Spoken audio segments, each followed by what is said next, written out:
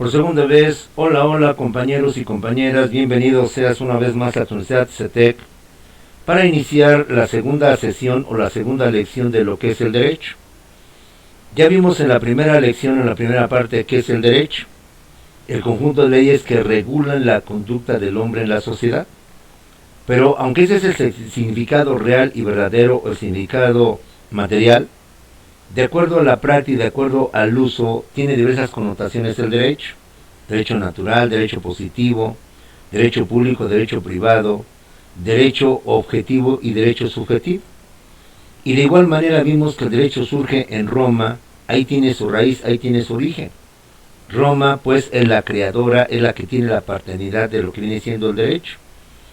No obstante esto, ya anteriormente entre los hebreos y entre los griegos, con Platón y Aristóteles, grandes filósofos, grandes maestros de la filosofía, ya nos visualizan y nos hacen ver la importancia de lo que significan las leyes dentro de una sociedad.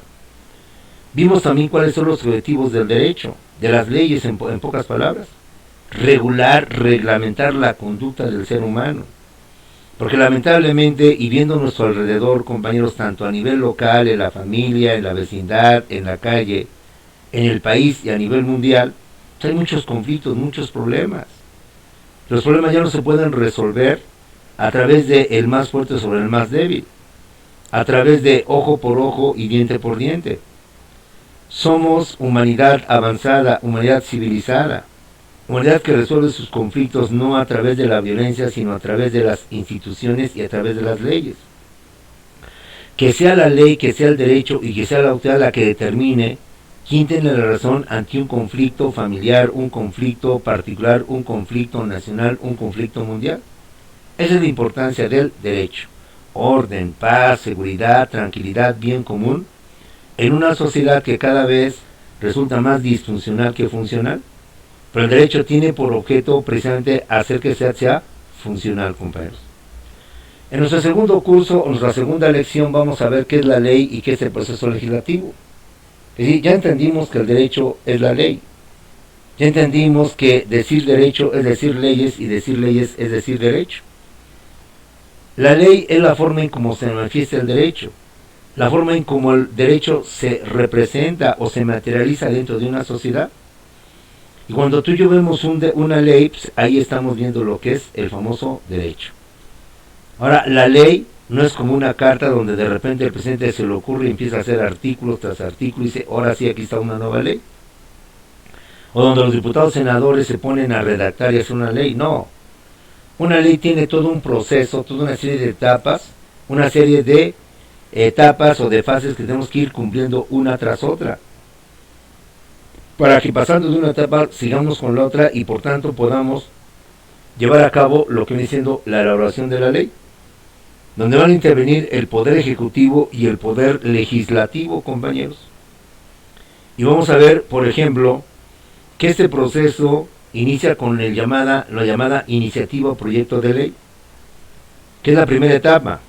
Después viene la discusión, después de la discusión viene la aprobación, y esas tres etapas son las partes que le corresponden al poder legislativo, diputados, senadores. De ahí la vamos a pasar al poder ejecutivo, para que la revise, la analice, la estudie y tiene dos opciones. Si considera que es correcta, entonces procede a su sanción. Pero si considera que ese proyecto de ley no es bueno, no le conviene a la nación, entonces tiene el derecho de rechazarla. A ese rechazo del poder ejecutivo se le llama derecho del veto. Y pensando en que la aprueba y no la rechaza, entonces viene la publicación en el diario oficial de la Federación, compañeros. Y por último viene lo que es su famosa vigencia. Vamos pues, por tanto, a ver cada una de estas etapas en qué consiste, qué es la ley propiamente dicha, para dar pues tanto explicación a esta segunda parte del derecho que hemos titulado la ley y el proceso legislativo. ¿Qué es la ley? Pues la ley es el derecho. Es la norma que dicta el poder legislativo, que es el que se encarga de elaborar, de redactar las leyes. La ley es la forma en cómo el derecho se manifiesta, la forma en cómo el derecho se expresa, se materializa dentro de una sociedad. Ley Federal del Trabajo, Código Civil, Código Penal, Ley General de Sociedades Mercantiles, Ley del Impuesto al Valor Agregado, condición política, esas son leyes y es la forma en que el derecho se manifiesta, se materializa, donde se establecen los derechos, las obligaciones, las atribuciones, las facultades de cada una de las partes que integran la sociedad. De esta manera decirle a cada una de ellas cómo debe de comportarse, cómo debe de actuar para mantener la armonía y la convivencia social dentro de justamente lo que es la sociedad. Una ley, por tanto, es la norma jurídica que dicta el poder legislativo, diputados y senadores, y que tiene un carácter general, abstracto, obligatorio y que además es sancionado por la fuerza. Las leyes, compañeros, tienen estas 4 características. Son de carácter general, de carácter abstracto, de carácter obligatorio y coercitivo porque se sancionan en caso de que se incumplan, compañeros. Las leyes es para todos, no hay excepción. Si decimos el derecho mercantil, el derecho comercial, va a regular a todos los comerciantes, a todos sin excepción, y todos por tanto están obligados a cumplir lo que marque ese código de comercio, esa ley mercantil. Por eso es general, compañeros. Si tenemos una ley general de educación, es lo que va a regular todo lo que viene siendo el sistema educativo en nuestro país, desde el nivel preescolar hasta el nivel posgrado, hasta el nivel doctorado. Todas las escuelas, sea cual sea su nivel, y todos los estudiantes, sea cual sea su nivel, y las autoridades educativas, tienen que y están obligadas a cumplir esas leyes, esas disposiciones en materia de educación. Las leyes son abstractas, porque te hablan en forma genérica de todo, no te dicen concretamente fulano, sultano y mengano. Al hablar de forma abstracta entendemos que se refiere a todo aquello que da a entender si es campesinos, ejidatarios, si es empleados, empresarios, etcétera, etcétera. La ley, compañeros, es obligatoria. Las leyes no son para ver si quieres cumplirlas o si no quieres no las cumplas. Total, es voluntario, no. La ley se cumple porque se cumple. Y en caso de que no se cumpla, entonces se sanciona. Sanciones que van desde una llamada de atención, un apercibimiento de que nos presentemos a hacer una declaración, hasta una multa y lo que viene siendo inclusive un embargo. O pagas lo que le debes a Hacienda o te embargamos tus propiedades, te confiscamos tus bienes. Y si la casa donde tú estás rentando o rentas a otra persona la utilizaron para cometer secuestros, pues entonces pierdes tu propiedad, porque tu propiedad fue motivo de un delito y por tanto viene y procede la extinción del dominio. Y aquí no es de que si quieres o no quieres, es aquí porque se aplica la ley, Y por último, la ley, si no la cumples, pues te castiga con la sanción máxima, que es la privación de la libertad, y en algunos países la privación de la vida a través de la pena de muerte. E insisto, mientras la autoridad no se dé cuenta de que cometemos una violación a las leyes, pues seremos felices y contentos. Por eso muchos delincuentes hacen y deshacen y decimos, bueno, ¿y para qué está la ley y la autoridad? Porque muchas veces también no tenemos conciencia cívica y no denunciamos. Es típico muchas veces que cuando sabemos que es una persona que comete el delito, lo ocultamos, lo defendemos. Creo que los testimonios de los noticieros son claros de que a veces dan este tipo de situación. Aparte de la colusión que hay entre autoridad, Ministerio Público y el delincuente, para que así como entra, inmediatamente sale. Y nos queda un coraje a todos que vimos cómo la justicia se convierte en injusta.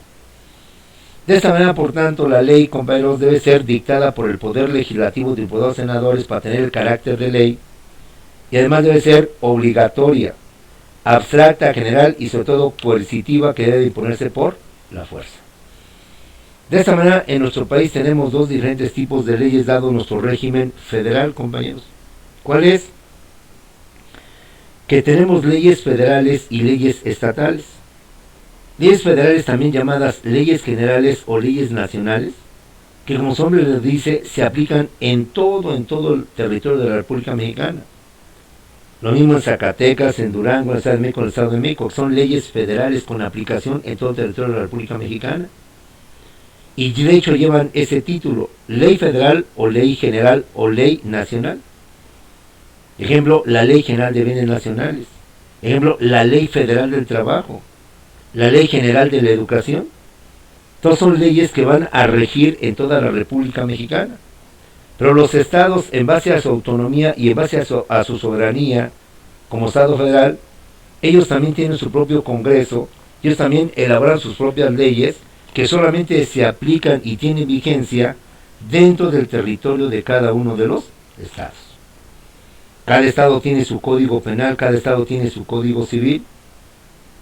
Y por ejemplo, en la Ciudad de México, como decíamos en la clase anterior, ya está legalizado el aborto hasta cierto límite de tiempo y hasta ciertos requisitos.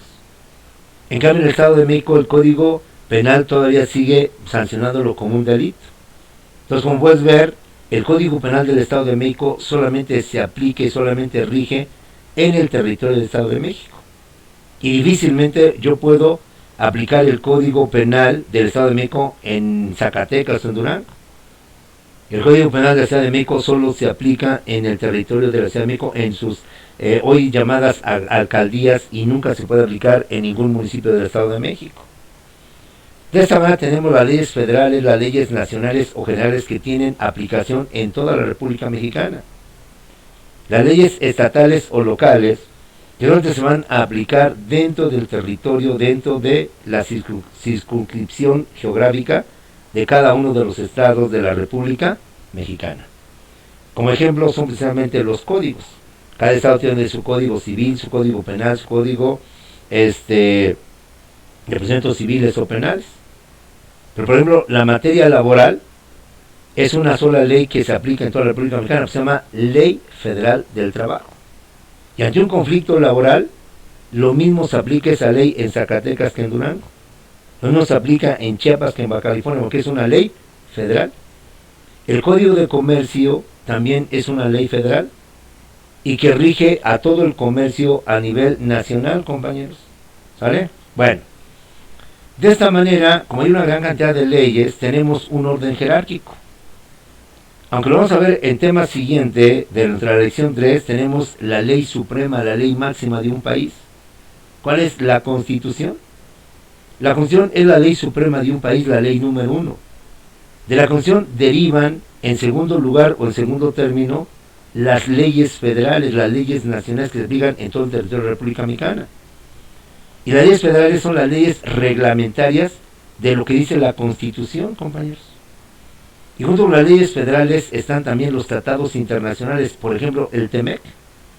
El TEMEC es un documento que firmó el gobierno federal con el gobierno de Estados Unidos y de Canadá, y que por tanto tiene el rango de ley federal que se debe de aplicar y observar y respetar en todos los gobiernos de la República Mexicana, de los estados de la República Mexicana.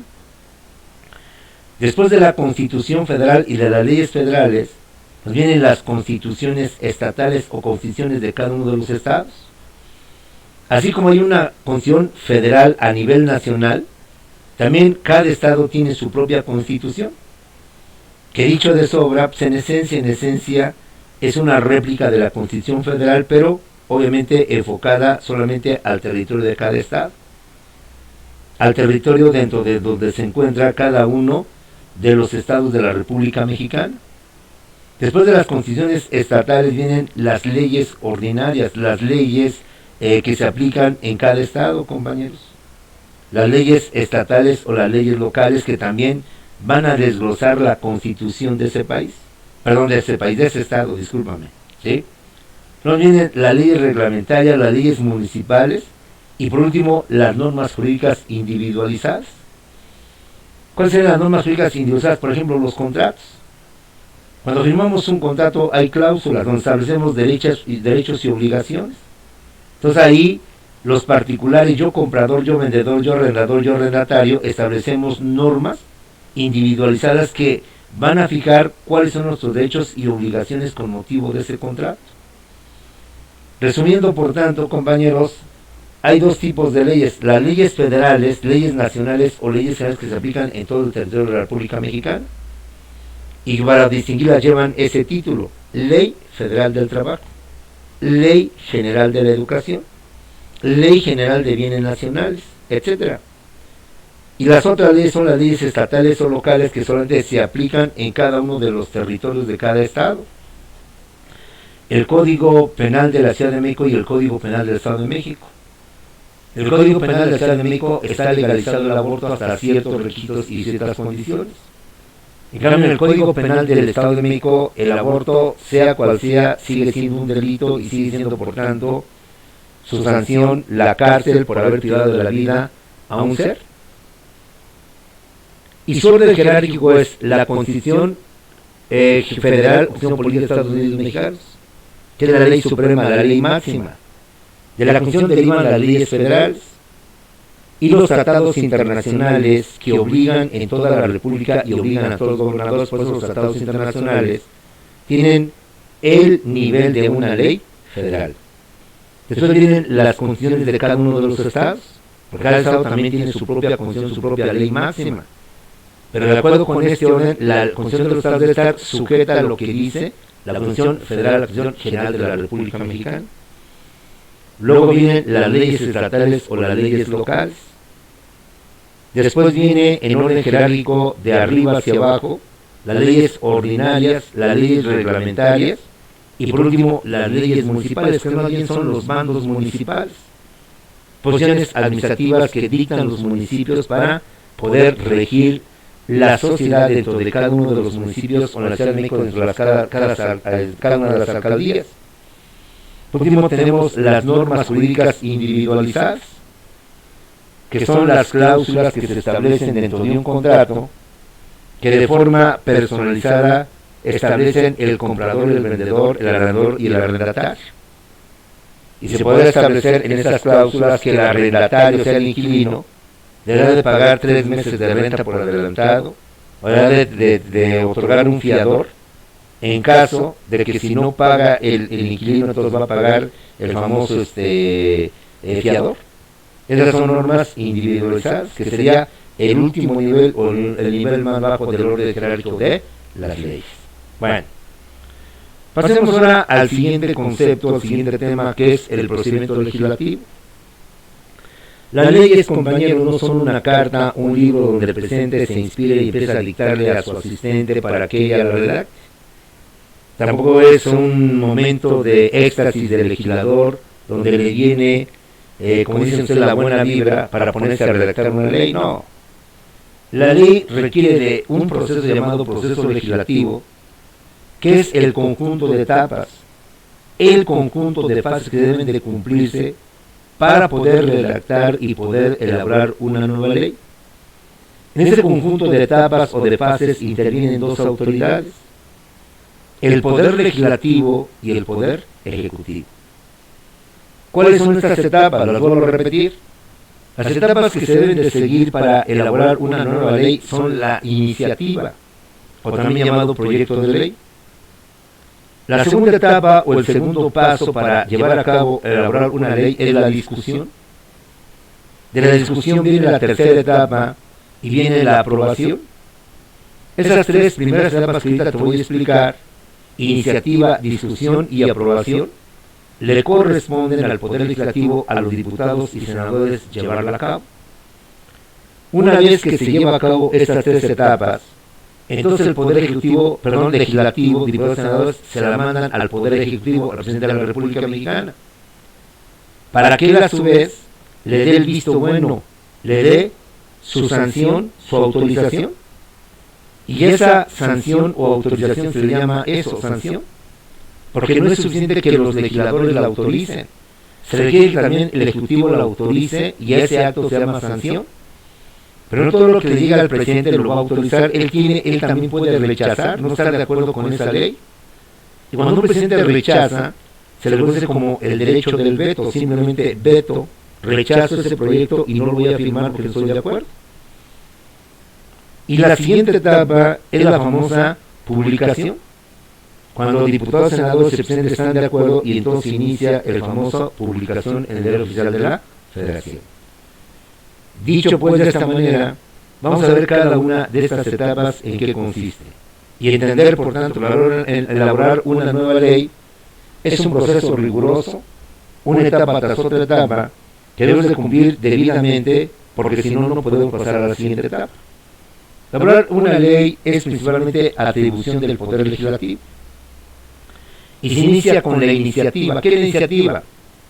La iniciativa es el acto a virtud del cual se presenta ante los diputados y senadores, ante el Congreso de la Unión, un proyecto, un borrador o una iniciativa de ley, compañeros. Cuando un arquitecto quiere construir un edificio, no lo construye de volada, inmediatamente. Primero piensa, planea, hace un plano. ¿Cómo va a quedar el edificio para ver si las personas que quieren ese edificio están de acuerdo? No, mire, quítele esto, póngale aquello, quiero que el estacionamiento no lo ponga adelante sino atrás, quiero que ponga 2 elevadores, no más 1. Entonces, eso es una iniciativa. Cuando varias personas se reúnen, entre ellas comentan, analizan y empiezan a redactar un proyecto, un borrador, eso viene siendo una iniciativa de ley. Si fueran arquitectos, habláramos de arquitectura, pues hacemos un plano de cómo quedaría el edificio o cómo nos gustaría que quedara el edificio. Para el caso que sea aprobado, empezamos inmediatamente a construir, pero ya sobre un plano de cómo van a quedar las cosas. Quienes pueden presentar iniciativas de ley solamente son 3 personas facultadas para ello. Solamente puede presentar iniciativas de ley el presidente de la República Mexicana. También puede presentar iniciativas de ley el Congreso de la Unión, los propios legisladores federales. Y también pueden presentar iniciativas de ley, compañeros, las legislaturas de cada uno de los estados. Es decir, las iniciativas o proyectos de ley, para que con el tiempo, si pasan todas las etapas que más o menos hemos mencionado, se convierta en una ley propiamente dicha, va a pasar primero por un borrador, por un proyecto. Ese proyecto lo puede redactar el presidente. Esa iniciativa la puede redactar los propios legisladores, propios diputados. De hecho, esa es su función. Pero también la pueden presentar las legislaturas de cada uno de los estados. Ahora, las personas como usted y yo, y las empresas que también tienen interés, pueden presentar iniciativas de ley, pueden hacer una junta de vecinos, una junta de empresarios, una junta de trabajadores, y hacer un proyecto de ley, pero no lo pueden presentar directamente, porque ya vimos que las únicas personas son el presidente, los diputados y senadores federales y las legislaturas de cada uno de los estados. Yo también puedo hacer iniciativas de ley, usted también. Se junta con vecinos, se junta con personas que quieren o desean aclarar una ley, y entonces redactan el proyecto y no lo pueden dar directamente. Lo hacen a través de sus representantes. Voy con mi diputado, voy con mi senador, voy incluso con mi presidente y le digo, señor, a nombre de los tianguistas, a nombre de los taxistas, a nombre de los comerciantes, a nombre de los habitantes de tal colonia, de tal municipio, que padecemos este problema de inseguridad, este problema X, queremos que usted sea el medio, la vía a través de la cual presente este proyecto de ley. Porque nos surge a nosotros los ciudadanos que esto se reglamente, que esto se regularice. Entonces, como puedes ver, también nosotros podemos presentar, elaborar proyectos de ley, pero lo debemos de hacer a través de nuestros representantes, como son los diputados, los senadores e inclusive el propio presidente. Bien, ya hemos hecho nuestro proyecto de ley, ya hicimos todo, ya hablamos y presentamos un borrador, un proyecto de ley. Lo presentamos ante el Congreso de la Unión. Una vez que se presenta ante el Congreso de la Unión, entonces inicia su discusión. ¿Qué es la discusión? La discusión es el acto a virtud del cual diputados y senadores analizan, comentan, ¿sí?, el proyecto o iniciativa de ley, y todos tienen el uso de la tribuna para que a través de sus representantes de los partidos políticos, PRI, PAN, PRD, Morena, etcétera, manifiesten sus comentarios, opiniones, si están a favor o en contra de dicha ley. Pues se llama discusión, debaten, analizan, exponen su punto de vista y se empieza pues ahí a caldear las cosas, unos a favor, unos en contra, unos opinando y estando de acuerdo con dicha ley y otros argumentando que sería un absurdo o sería contrario a la vida de sociedad. Recuerda que hay un Congreso, hay un canal del Congreso donde podemos ver directamente esas discusiones, esos debates. Algunos son muy buenos, ¿eh? Hay grandes oradores que con toda la personalidad que es un senador, un diputado, hablan, dan argumentos de una forma extraordinaria. Ahora algún día puedo hacer una sesión donde vas a ver obviamente de todo, ¿no? Obviamente de todo. Todo se discute, se analiza, se debate. Y después de este debate, de esta discusión, el Congreso de la Unión pasa a la siguiente etapa. Hay dos momentos en que se lleva a cabo la discusión de la ley. La Cámara que en primera instancia analiza ese proyecto de ley, discute ese proyecto de ley, se llama Cámara de Origen. Vamos a pensar que son los diputados. Ya ellos lo discutieron, lo aprobaron y lo pasan entonces a la Cámara de Senadores. La Cámara de Senadores, que en segunda instancia va a discutir ese proyecto de ley, lo va a analizar, se convierte en la Cámara Revisora. De esta manera, sean diputados o senadores, lo importante es quien primero recibe el proyecto de ley para su análisis, se llama Cámara de Origen. Y la Cámara que en segunda instancia procede a revisar ese proyecto de ley se llama Cámara Revisora. Y puede ser indistintamente diputados o puede ser indistintamente senadores. Aquí lo único válido es que la primera que revisa o analiza es la Cámara de Origen. Y la segunda que analiza o revisa viene siendo o discute es la Cámara Revisora. Después de la discusión de dimes y diretes y de no sé qué tantas y tantas cosas, pues se lleva a cabo la votación. Y viene entonces la aprobación. La aprobación es el acto a virtud del cual los diputados y senadores dan su visto bueno, dan su autorización para que esa ley o ese proyecto de ley se pueda convertir, por tanto, en una ley. Después de haber discutido, analizado, viene la votación. Y si la mayoría de los diputados y senadores están de acuerdo, pues las minorías se van a tener que aguantar porque esa ley ya fue aprobada por la mayoría de los diputados y los senadores. La aprobación, por tanto, es el acto a virtud del cual el Poder Legislativo autoriza, da su visto bueno, esté de acuerdo con ese proyecto de ley, porque en su mayoría se ha dado esa aprobación. Una vez que el Poder Legislativo aprueba, en su mayoría están de acuerdo, no necesariamente todos deben de estar de acuerdo, pero sí la mayoría, entonces el Poder Legislativo se lo manda al Poder Ejecutivo, al Presidente de la República Mexicana, para que él también proceda a su estudio, a su análisis, a sus observaciones, a sus comentarios. Y entonces el presidente tiene dos opciones: o bien la aprueba, y a eso se le llama sanción, o bien la rechaza, y eso se llama derecho del veto. ¿Qué es la sanción? La sanción es el acto a virtud del cual el Poder Ejecutivo aprueba, autoriza, está de acuerdo, está conforme con esa iniciativa o proyecto de ley. Y es aquí cuando ya se convierte ese proyecto en ley, ya no es proyecto, ya es una ley propiamente dicha.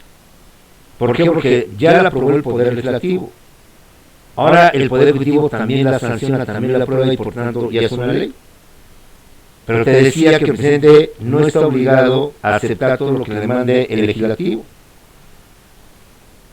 El Ejecutivo la puede rechazar, no puede estar de acuerdo con eso. Entonces ahí viene el derecho del veto. El derecho del veto es el acto a virtud del cual el presidente rechaza, no está de acuerdo, no está conforme con ese proyecto y por tanto el proyecto se regresa al legislativo para que lo vuelva a discutir, lo vuelva a analizar. Pensando pues en la aprobación del Poder Legislativo y en la sanción del Poder Ejecutivo, entonces ahora viene la siguiente etapa. ¿Cuál es la publicación? La publicación es el acto a virtud del cual el presidente da a conocer a la ciudadanía, a la gente en general, que hay una nueva ley, que esa nueva ley la tenemos que observar, que esa nueva ley la tenemos que cumplir, y se publica precisamente para que no haya motivo de decir, es que nunca la vi, nunca me enteré. No. El Poder Ejecutivo maneja un periódico del gobierno. Ese periódico del gobierno que emite diariamente, por eso así se llama Diario Oficial de la Federación, en donde se publican, se dan a conocer a los ciudadanos, a la gente, las nuevas leyes que van a regir nuestra vida. las nuevas disposiciones jurídicas, administrativas que van a regir en la sociedad. Y te recuerdo un principio fundamental en el derecho. La ignorancia de las leyes o el desconocimiento de las leyes no puede ser excusa de la culpabilidad de una persona. Antes bien, el desconocimiento de las leyes puede ser motivo más para que nosotros podamos haber cometido una falta. La ley establece que solamente en casos de extrema ignorancia o de suma pobreza, a las personas se les dará esa dispensa. Pero usted y yo, que tenemos ciertos estudios o tenemos cierta preparación, no podemos argumentar de que yo no conocía la ley, yo no sabía que existía esa ley. La ignorancia de las leyes no exime de responsabilidad a las personas, a los ciudadanos. Yo no puedo argumentar como defensa que yo no conocía ni sabía que existía esa ley, compañeros.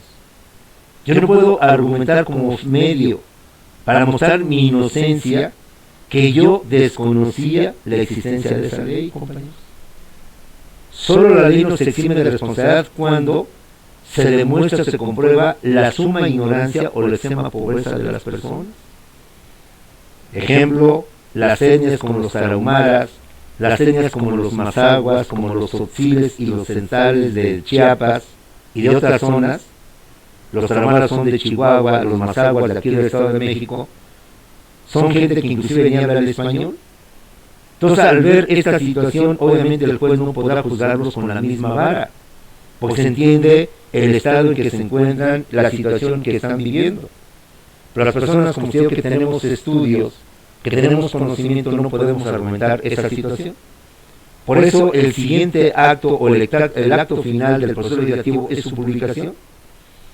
El presidente en el Diario Oficial de la Federación debe dar a conocer al público en general, a los ciudadanos, que hay una nueva ley y que usted y yo tenemos que informarnos y enterarnos para saber a lo que tenemos que cumplir, a lo que tenemos que llevar a cabo, compañeros.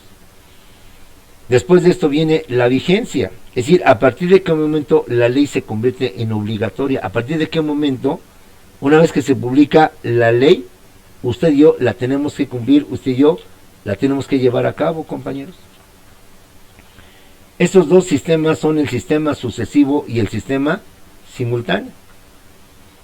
El sistema sucesivo, compañeros, y el sistema simultáneo son los dos sistemas que se establecen para saber a partir de qué momento la ley es obligatoria, porque una cosa es la publicación, compañeros, y otra cosa muy diferente es cuando se empieza a aplicar.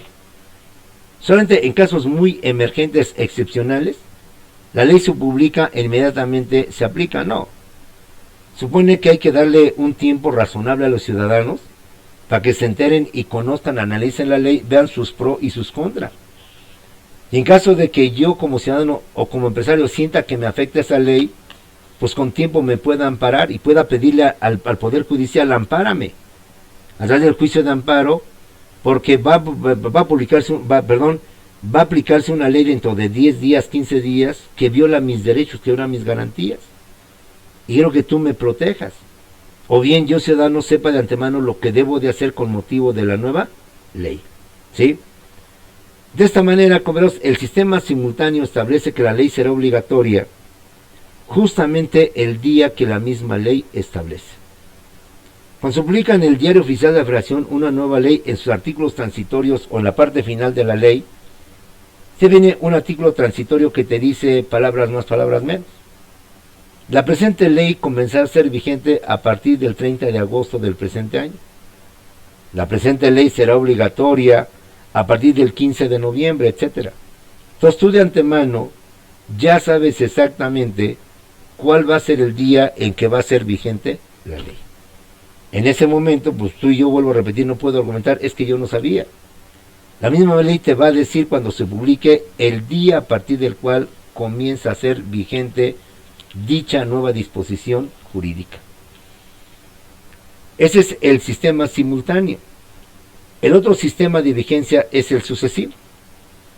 Muchas veces, compañeros, por X situaciones, X cuestiones, al legislador y al ejecutivo se le olvida decir, por lo que tú quieras, un descuido, una negligencia, somos seres humanos, y se nos olvidó poner la fecha de publicación. Y simplemente dijimos que esta ley, bla, bla, bla, pero no dijimos cuándo va a ser vigente. Entonces, cuando la ley no señala de forma específica, de forma concreta, el día a partir del cual va a ser vigente, entonces la misma Constitución establece lo siguiente: que cuando una ley no determine con exactitud, con precisión, la fecha, el día en que comenzará a ser vigente, se entenderá que la ley será vigente a partir de los 3 días siguientes a su publicación. Hoy se publica la ley, le busco y le rebusco y no encuentro el artículo que diga cuándo va a ser vigente. Entonces yo entiendo que si hoy se publicó, entonces voy a tener 3 días a partir de este momento, al día siguiente, para determinar que la ley se publicará, será vigente obligatoria dentro de los 3 días siguientes a su publicación.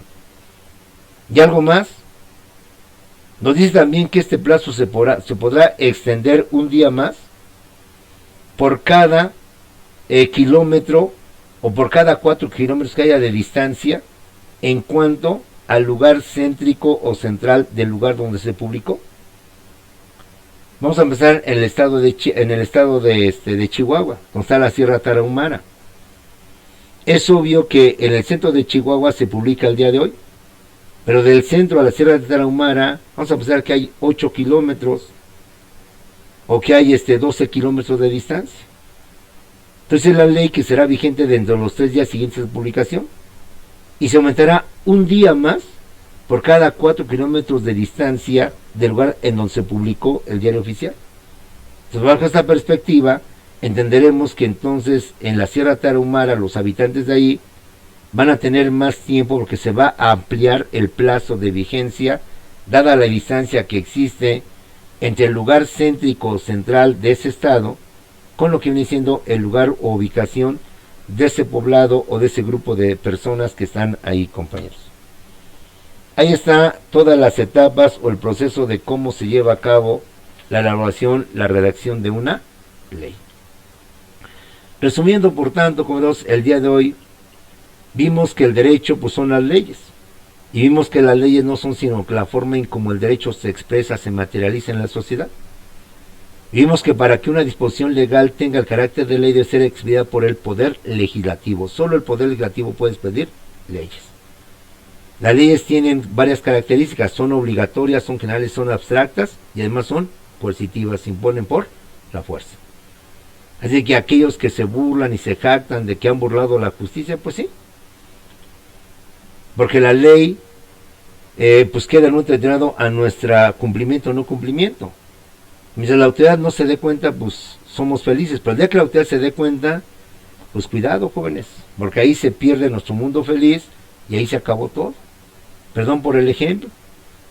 Chapo Guzmán violó, cometió delitos sin fin de delitos, se enriqueció lo que tú quieras, pero al final ver en cómo quedó y cómo está, incomunicado completamente día y noche, sin poder saber qué pasa en el exterior, sin ninguna noticia. Quién sabe si valdría la pena o valió la pena, como dicen por ahí. Después de lo bailado, pues quién me lo quita, pues quién sabe. Chapo Guzmán no es una persona adulta, una persona vieja, está joven, y fugarse de Estados Unidos va a estar muy difícil, como lo hizo aquí en México 2 veces, con el gobierno de Vicente Fox y de Peña Nieto. Vimos, por tanto, el proceso de ley, que es iniciativa, que es discusión y que es aprobación. Y vimos que estas 3 etapas pertenecen al Poder Legislativo. Si no es que el Poder Legislativo hace todo esto, entonces lo presenta al Ejecutivo, y el Ejecutivo tiene 2 opciones: o bien la autoriza, llamada sanción, o bien la rechaza, derecho del veto. En caso de que el presidente opte por la primera opción de sanción, de aprobación, y la firme, entonces pasamos a la publicación, en donde el presidente ordena que se publique en el Diario Oficial de la Federación, para que los ciudadanos, la población en general, usted y yo, tengamos conocimiento de esa ley y no tengamos pretexto, como ya te dije, de argumentar que no conocía y no sabía. Pero ese argumento, en lugar de ayudarte, te va a perjudicar. Y solo en casos de extrema ignorancia o suma pobreza, el juez valorará para dispensarnos esa situación, pero en términos generales, al tener tú y yo estudios, difícilmente nos podemos argumentar como defensa que yo no conocía y no sabía esa ley. Antes bien, me va a perjudicar. Bien, jóvenes, hemos terminado la segunda sesión de Derecho.